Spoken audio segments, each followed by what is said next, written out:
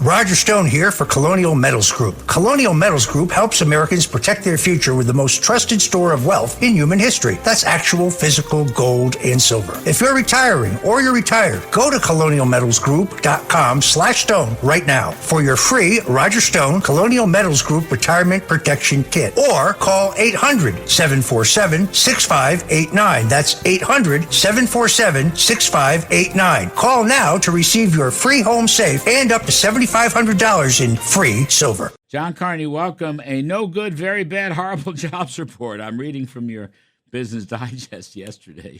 And I said I felt the same way, but go on ahead. Tear it to pieces. Yeah, it was a lot worse than the headline even made it seem, which was bad enough. When you once you take out the government jobs and once you take out social assistance and healthcare jobs, it was very weak. And if you look at the 3-month average, which basically gives you a better, clearer sign, your month to month, these things can be volatile. The 3-month average is actually lower than it has been outside of an actual recession in data that I looked back, going back to 1990. So you very rarely see this few private jobs created unless you are already in a recession, about to be in a recession, or just stumbling out of one. So it's a very weak report. Manufacturing contracted by 24,000 jobs, which, if Kamala Harris has an ounce of decency and honesty to herself, she will have to stop saying that they have created a manufacturing jobs boom. This is the opposite. The sector has been in contraction for 24 months. We just lost tens of thousands of jobs. This is not a boom for manufacturing. Do you think she has a track record of an ounce of honesty? I don't, Larry. I think she says whatever is very convenient to help herself get elected. But I do hope at least, the mainstream media out there will actually start to say, okay, you can't say manufacturing boom anymore. They should start fact-checking her every time she says it, because we just had 24,000 jobs in a single month is a very sizable contraction for manufacturing. And you're writing, the foreign-born adult population grew by 2 million, and the foreign-born labor force grew by 1.2 million, matching the entire gain in employment. That's a theme. It's an adjunct theme to the debate about the open border. And Trump touched upon that a little bit at his New York economic speech. But that's really something. The thing is, Wall Street thinks it's fabulous because it keeps wages low. But I'll get your take on this. But my pal Larry Lindsay, who's so smart, former NEC director, former Federal Reserve governor, he says there's really no impact on wages because the amount of people actually working from that foreign-born population is not that high. And that's why the welfare costs and the housing costs are running at $150 billion. But anyway, what's your take on the foreign-born labor force? Right. Well, so Larry Lindsay is right in that a very important study that I wrote about a couple of weeks ago out of the Atlanta Fed showed that that newcomers to the United States actually work fewer hours per week and fewer weeks per year than either long-term immigrants, people who have been here for a long time, or native-born workers. So he is right in that. But there is an impact. 2 impacts that I'll notice. One is it has probably inflated the Biden jobs number because if you can only get somebody who will work, say, 28 hours per week, in order to get the amount of labor out, you have to hire more people. So there's actually a very good chance that hiring has been elevated because we're getting people who will not work the full amount of that a native-born or long-term immigrant will work. The other thing I think is that I characterize this in Breitbart Business Digest as the dead-end economics of Kamala Harris. She thinks basically America's at a dead end, that we cannot grow, we cannot innovate, that we cannot prosper unless we import more people into the United States. I think that's wrong. Donald Trump thinks that's wrong. We can have a great country. Look, we can have immigrants in, but this notion that the United States prosperity, that our future depends entirely on bringing in new workers is nuts. It's not true.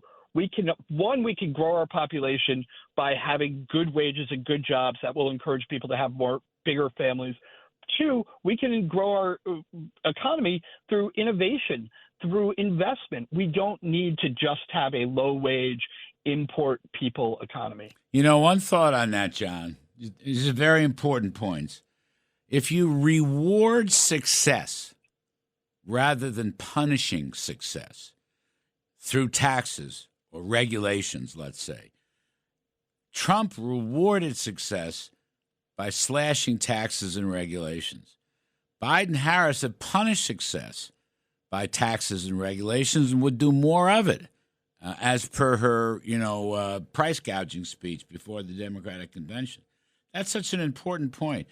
And, we have always had fabulous technological innovation. I mean, just in our lifetime, John, the information revolution of the 80s and 90s, right? But what was it?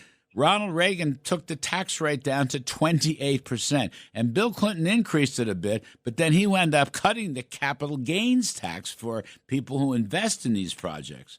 These people now in office, they want to punish success. So, heck, either the capital will go offshore or, people will be as risk-free as possible.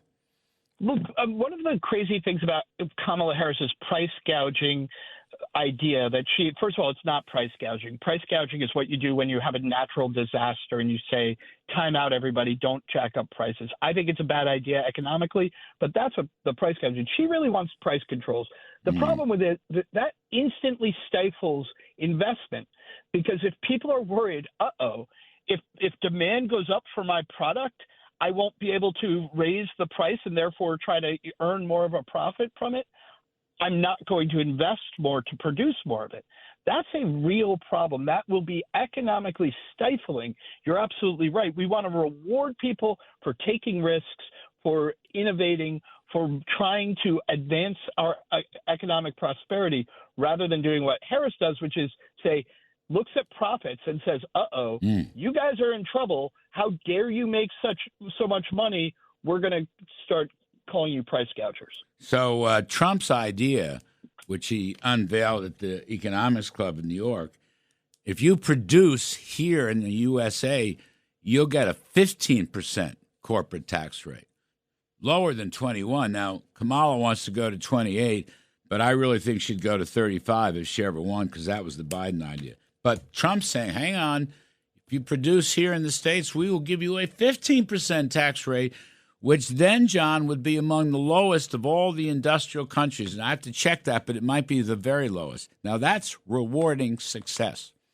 It would cause a massive onshoring, not just of businesses, frankly, that are already based in the U.S., but businesses all around the world would then look at the U.S. as a place to want to produce things because of the friendly tax atmosphere. It's a genius idea.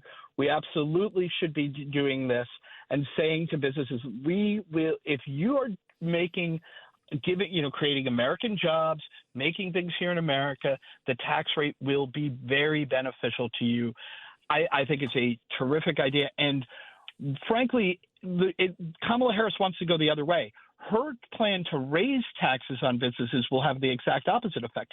It will send jobs fleeing elsewhere as people seek tax havens. It would make us one of the most expensive countries to produce anything in, one of the most expensive developed countries anywhere. 20 seconds, John. Fed cuts rates by 25 basis points next week, or what? I do think they're going to cut 25 basis points. Waller gave a speech where he said, look, it's basically 25 basis points unless something terrible happens. But there's only a week and a half left. There's not enough data to come in between now and then for them to decide to cut 50 basis points.